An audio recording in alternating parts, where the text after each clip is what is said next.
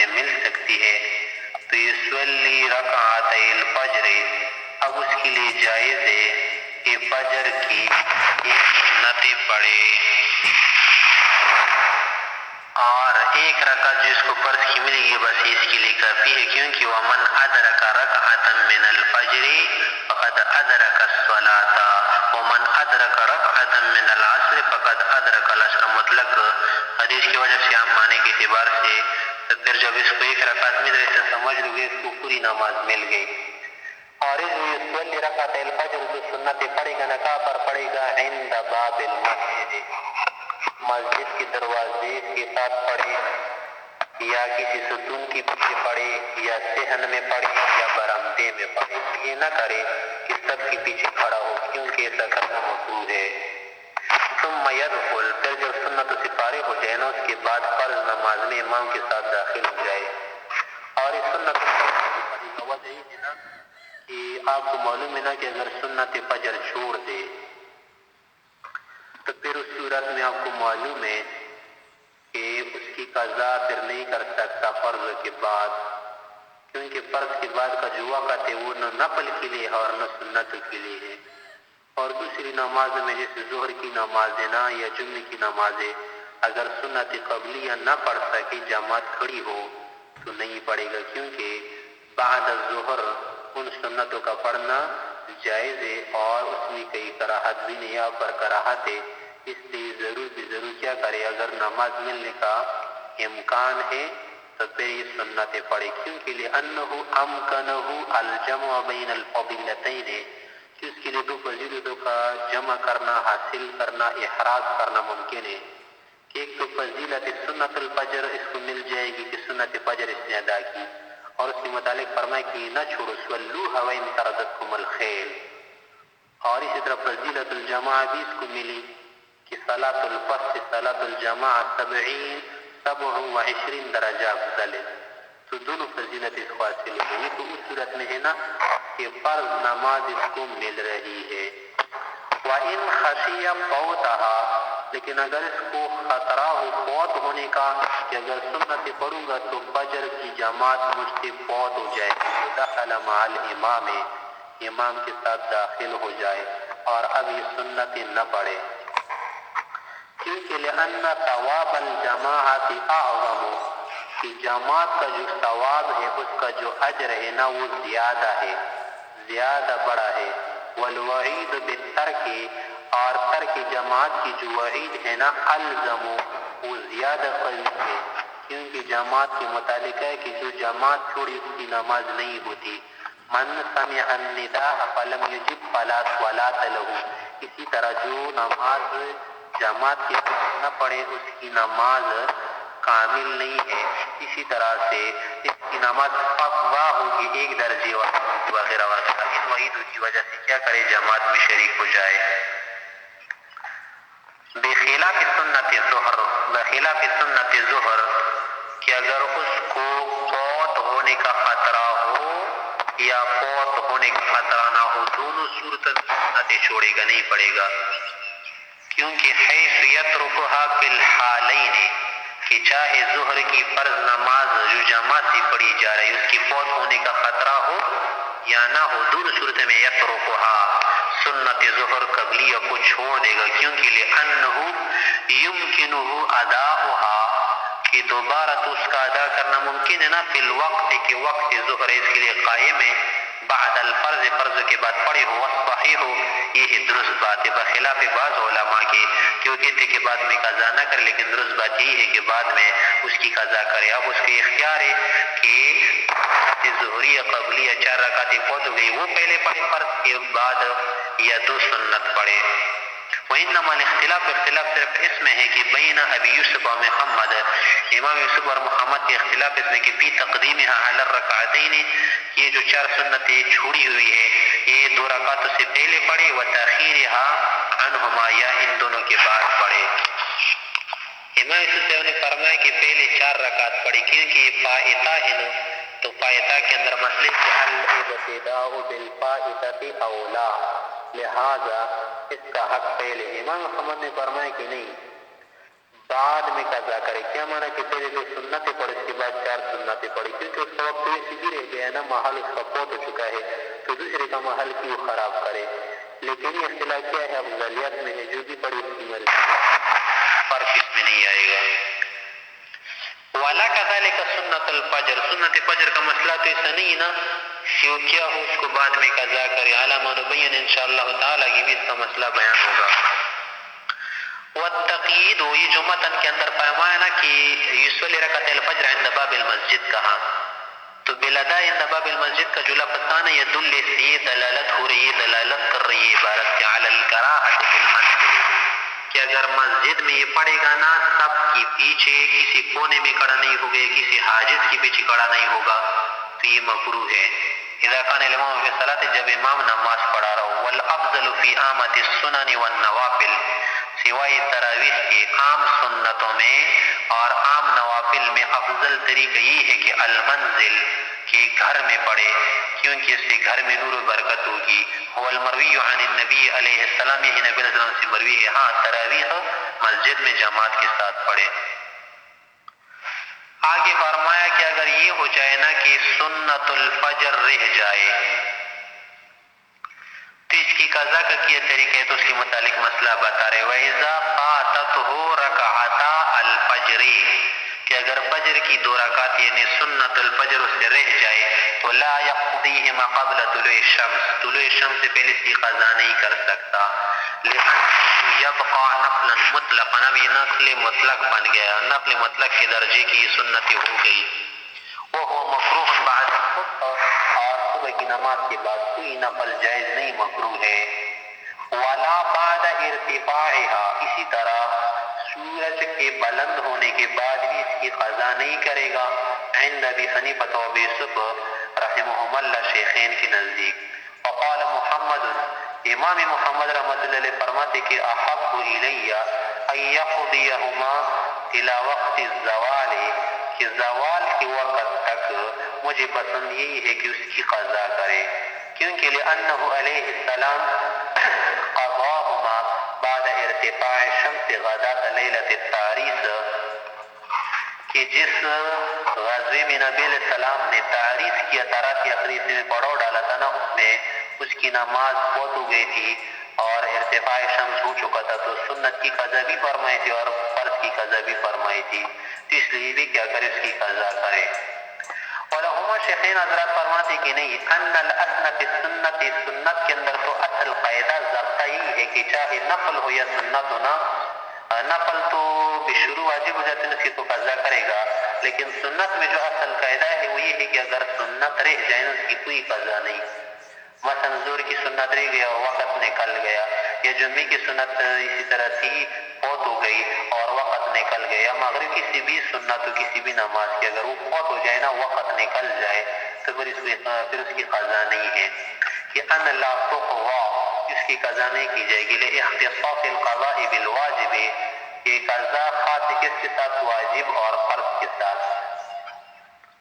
اور یہ جو امام محمد نے استدلال کیا نا کہ نبی علیہ السلام نے سنتوں کی قضا فرمائی تھی، تو ہم اس کو کہتے کہ استدلال آپ کا درست نہیں، کیونکہ والحدیث، جو حدیث لیلۃ التعریس والی سے آپ استدلال کرتے ہیں نا، ورد فی قضائہما، یہ تو صرف سنت فجر کی قضا کے متعلق وارد نہیں ہے، بلکہ قضائہما، کہ یہ جو سنت کے متعلق وارد نا، اصل میں تبعا للفرض، یہ تابع ہے فرض کی، کہ فرض نماز بھی فوت ہو گئی تھی، اس لیے کیا کیا تھا، اس کی قضا کی تھی. فبقی ما وراءه علی الاصل، پس اس کے بعد یہ سنتیں اپنے اصل ہی پر رہی کہ اس کی قضا نہیں کی جائے گی. وانما تقضى تبعا له، ہاں قضا اس وقت کی جائے گی کہ جب فرض کے تابع ہو. وہ یصلی بالجماع، اور یہ اس صورت میں ہو کہ جماعت سے نماز پڑھ رہا ہو، فرض نماز پڑھ اس کے ساتھ سنت بھی پڑھے، اور وحدہ، یا اکیلے پڑھ رہا ہو نا اور فرض کی قضا کر رہا ہو تو سنتوں کی قضا بھی کرے. الی وقت الزوال، زوال کے وقت تک. وفیما بعدہ، اور بعد الزوال، تو کیا اس میں اختلاف المشائخ، اس میں علماء اور مشائخ حضرات کا اختلاف ہے، کہ بعض نے فرمان کی قضا کرے گا، جیسے کہ امام شافعی رحمۃ اللہ علیہ کے بھی یہی قول ہے. تو اب سنت فجر کا مسئلہ ہمارے سامنے آ گیا. کہ اگر سنت فجر قضا ہو جائے، صرف سنت فجر قضا ہو جائے تو پھر اس کی قضا نہیں ہے، نہ قبل الزوال اور نہ بعد الزوال۔ ہاں اگر سنت فجر کے ساتھ فرض 2 رکعت بھی قضا ہو گئی ہونا اور یہ فرض کی قضا کر رہا ہو قبل الزوال تو پھر اسی صورت میں سنتوں کی قضا بھی کرے، لیکن اگر فرض کی قضا کر رہا ہو بعد الزوال تو پھر سنت کی قضا نہیں کر سکتا۔ سنت کی قضا صرف اس صورت میں ہے کہ فرض بھی رہ جائے اور قضا قبل الزوال ہو، بس 2 صورتوں میں اس کی قضا نہیں، ایک تو یہ کہ صرف سنت رہ جائے، نہ قبل الزوال نہ بعد الزوال، اسی طرح سے کہ سنت محل فرض رہ جائے لیکن قضا بعد الزوال ہونا تو پھر اسی صورت میں اس کی کوئی قضا نہیں۔ قضا صرف ایک صورت میں ہے کہ سنت فجر محل فرض قضا ہو جائے، رہ جائے اور قضا قبل الزوال ہو تو پھر اس کی قضا کرے۔ جو لوگوں نے مطلق مشہور کیا ہے نا کہ اگر سنت فجر رہ جائے تو بعد ارتفاع شمس قبل الزوال پڑھ سکتے ہیں، یہ بات درست نہیں، راجح قول ہی نہیں ہے۔ وَأَمَّا سَائِرُ السُّنَنِ، بقیہ جو جتنی بھی سنتیں ہیں نا تمام سنتیں سوائے سنت فجر کے لا تقضى بعد الوقت وحدها، وقت کے گزرنے کے بعد اس کا اکیلے طور پر قضا نہیں کی جائے گی۔ واختلف المشائخ فی قضائها، مشائخ نے جو اختلاف کیا ہے وہ صبح کی سنتوں کے متعلق کیا ہے تبع للفرض، اگر فرض کی تابع ہو تو اس کی قضا کرے یا نہیں، اگر فرض کی تابع ہو اور قبل الزوال قضا کرے تو پھر پڑھے، اگر قبل الزوال نہ ہو بعد الزوال ہو تو بھی قضا نہ کرے، اسی طرح اگر اکیلے رہ جائے تو بھی قضا نہ کرے۔ آگے فرمایا کہ ومن ادرک من الظہر رکعتا، اگر کسی کو 1 رکعت ظہر کی جماعت کے ساتھ مل جائے، ولم یدرک الثلاث، اور 3 رکعتوں کو نہ پایا ہو، صرف آخری رکعت میں شامل ہو گیا، تو فإنه لم يصلی الظہر بجماعت، اب ایسا سمجھا جائے گا کہ اس شخص نے جماعت کے ساتھ نماز نہیں پڑھی، محرز الثواب تو ہو گیا لیکن محرز الصلاۃ نہیں ہوا۔ وقال محمد رحمۃ اللہ علیہ فرماتے ہیں کہ قد ادرک فضل الجماعہ، اس نے جماعت کی صرف فضیلت پائی، جماعت کی جو فضیلت آئی ہے نا وہ فضیلت تو اس کو حاصل ہوئی، لیکن ایسا سمجھا جائے گا کہ جو ہے اس نے نماز اکیلے پڑھی ہے، صلاۃ کاملہ اس کو حاصل نہیں ہوئی، نہ حقیقتاً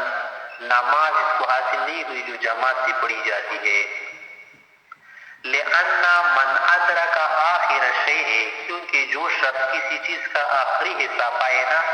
تو فقد ادرکہ، تو گویا کہ اس نے اس پوری چیز کو پا لیا، یعنی کسی چیز کے دم اگر آپ پکڑ لیں تو سمجھ لو کہ پورا پکڑ لیا، لیکن حقیقت میں تو ایسا نہیں ہے، صرف کیا ہے ایک معنی کے اعتبار سے کہا جاتا ہے کہ ادراک الجزء ادراک الکل، تو فصار محرزا ثواب الجماع، صرف اسی صورت میں یہ حاصل کرنے والا سمجھا جائے گا کہ اس نے حرز ثواب کیا ہے، احراز ثواب کیا ہے، ثواب تو مل گیا اس کو، لیکنہ لم یصلح بالجماعت حقیقتا، لیکن حقیقی طور پر اس نے 4 رکعت جماعت کے ساتھ نہیں پڑھی نا، صرف آخری رکعت پڑھی تھی۔ وہذا،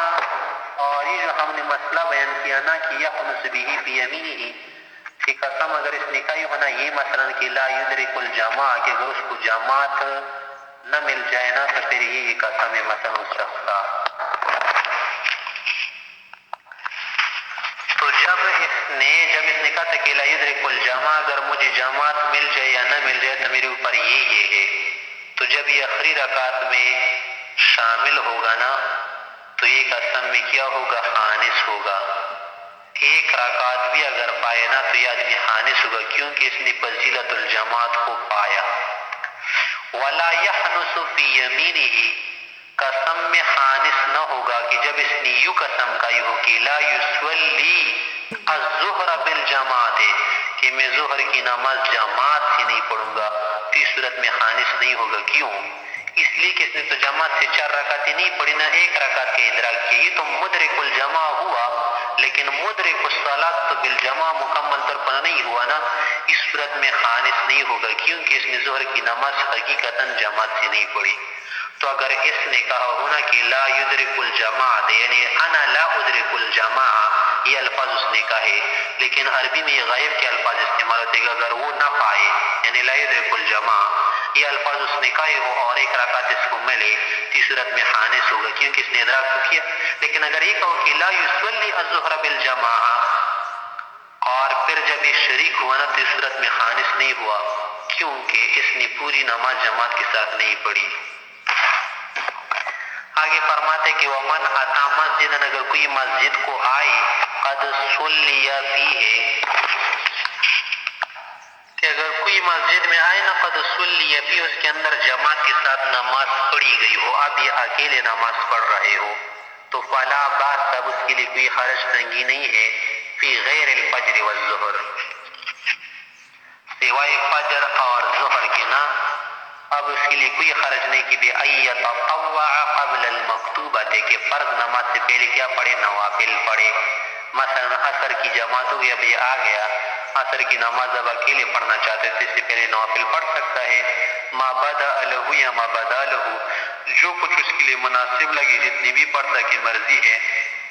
مادام فی الوقت جب تک وقت کے اندر وسعت ہو. ہاں فجر میں کیا کرے پہلے سنتیں پڑھے اور اس طرح ظہر میں پہلے سنت قبلیہ پڑھے اس کے بعد دیکھا جائے گا. مراد اس کا کیا ہے نا کہ پڑھے گا نوافل اور اس کے لیے ایسا کرنا جائز اذا کان فی الوقت ساعۃ جب وقت کے اندر وسعت ہو وان کان فیہ ضیق لیکن اگر وقت کے اندر تنگی ہو اگر نفل میں لگے گا تو اپنی نماز فوت ہو جائے گی تو ترک ہو تو پھر نوافل کو چھوڑے گا جو بھی نوافل ہو. قیلا کسی نے فرمایا ہے کہ ہاذا یہ جو قول ہے نا کہ ترک تطوع چھوڑے گا فی غیر سنت الظہر والفجر یہ ظہر اور فجر کی سنتوں کے علاوہ کی بات ہے کہ مثلا وقت تنگ ہوا نا اب عصر کی نماز پڑھے سے پہلے والی نوافل چھوڑے کیونکہ وہ سنت مؤکدہ نہیں سنت زائدہ ہے. ہاں سنت ظہر اگرچہ وقت تنگ ہے اسی طرح سے فجر کا وقت اگرچہ تنگ ہے نا سنت فجر بھی پڑھے اس طرح سے سنت ظہر بھی پڑھے کیونکہ یہ سنت مؤکدہ بھی ہے اور ساتھ ساتھ ان کو ایک خاص خصوصیت اور مزیت اور کیا امتیاز حاصل ہے. اور آپ کو معلوم ہے نا کہ ظہر کے علاوہ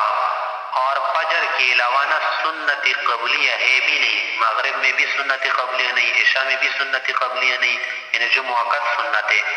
اور اسی طرح سے ظہر میں بھی ظہر کے علاوہ عصر میں بھی نہیں. اگر ہے تو صرف عصر میں کیا ہے سنت قبلیہ ہے لیکن وہ سنت مؤکدہ نہیں. جب سنت مؤکدہ کسی بھی نماز میں نہیں ہے سوائے ظہر اور فجر کے تو ان کی جو سنت قبلیہ مؤکدہ ہے نا ان کو پڑھے اگرچہ وقت کے اندر تنگی ہو لیکن دوسری نمازوں کی جو سنت قبلیہ غیر مؤکدہ ہے نا وہ چھوڑے تنگی کی صورت میں. ہاں ان دونوں کو نہ چھوڑے کیونکہ لأن لہما زیادت مزیت کہ سنت فجر اور اسی طرح سنت ظہر القبلیہ الاربعہ ان کو ایک مزید خصوصیت حاصل ہے. قال علیہ السلام پیغمبر علیہ السلام نے فرمایا کہ سنت الفجر کے متعلق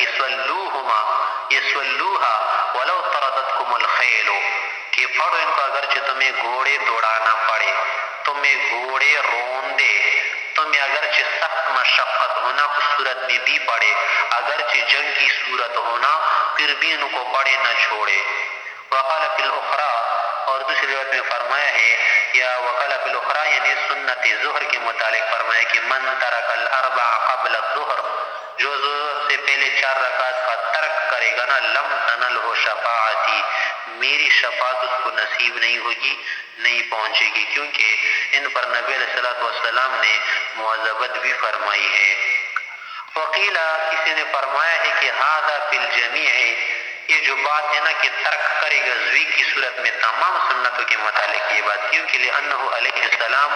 واظب علیہا کہ سنن رواتبہ پر نبی علیہ السلام نے مواظبت مع ترک الاحیان فرمائی ہے عند اداء المکتوبات اس صورت میں کہ جب فرض نماز ادا کی جاتی ہو بالجماعت جماعت کی صورت میں یعنی جماعت کی صورت میں ان کو چھوڑا ہے نا تو لہذا جماعتوں کی صورت میں ان کو پڑھا بھی ہے تو کیا کرے ان کو چھوڑ سکتا ہے. ولا سنت دون المواظب اور مواظبت کے بغیر سنت ظاہری نہیں ہوتی ثابت ہی نہیں ہوتی. ولولا لیکن صحیح بات اولا راجح باتیں ہے نا کہ ان لا یترکها فی الاحوال کلھا کہ اللہ یترکہما کی سنت فجر اور سنت ظہر نہ چھوڑے بالاحوال کلها تمام احوال، چاہے فی حالت الانفراد ہو یا فی حالت الجماع ہو، نہیں چھوڑے گا، کیونکہ لکونہا مکملات یا لکونہا مکملات للفرض یا للفرائض، یہ جتنی بھی سنتیں ہیں نا یا نوافل ہے، یہ در حقیقت فرائض کے لیے مکملات ہے کہ اس کے ذریعے قیامت کے دن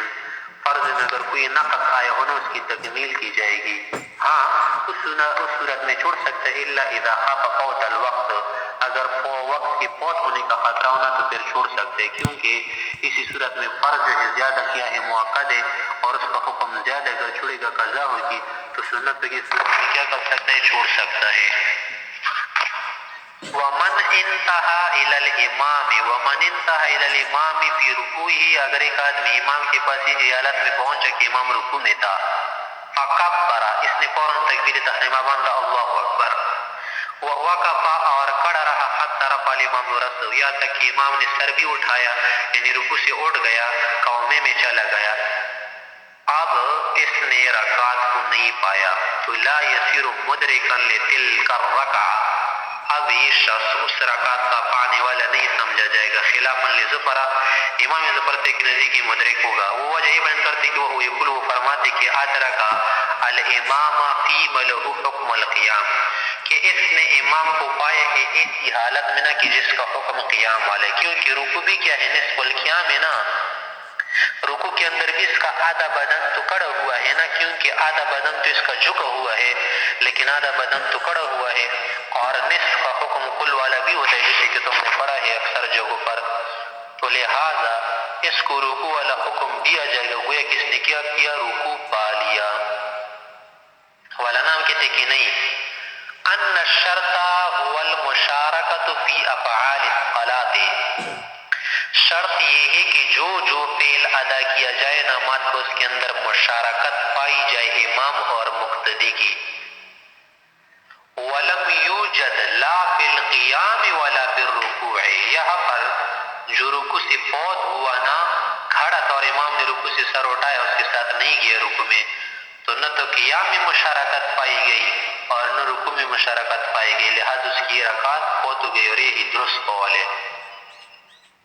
آگے بتا رہے کہ وَلَوْ رَكَعَ الْمُقْتَدِي قَبْلَ إِمَامِهِ فَأَدْرَكَهُ الْإِمَامُ فِيهِ جَازَ، اگر مقتدی نے امام سے پہلے رکوع کیا، اگرچہ ایسا کرنا مکروہ ہے کہ امام سے آگے جائے اس کے پیچھے جائے، بلکہ ساتھ ساتھ اٹھے جھکے، لیکن اگر اس نے ایسا نہیں کیا بلکہ پہلے جھکے، لیکن اتنا ٹائم اس نے گزارا کہ امام نے بھی رکوع کیا اور دونوں نے اشتمال و مشارکت کر لی، اب اس کا یہ رکوع درست ہوا اور نماز اس کی فاسد نہیں ہوئی۔ وقال ظفر رحمہ اللہ فرماتے کہ لا یجزی ہے، اس نے جب امام سے پہلے رکوع کیا نا، اگرچہ امام کے ساتھ ہی شریک رہا، امام اس کے بعد گیا، دونوں نے شریک ہو کر رکوع میں ٹائم گزارا، ٹائم گزارا، تب اس کا یہ نماز درست نہیں اور ایسا رکوع کرنا بھی درست نہیں، کیونکہ لأن ما اتی به قبل الامام غیر معتد به، کہ جو فعل اس نے امام سے پہلے کر دیا نا، ادا کیا،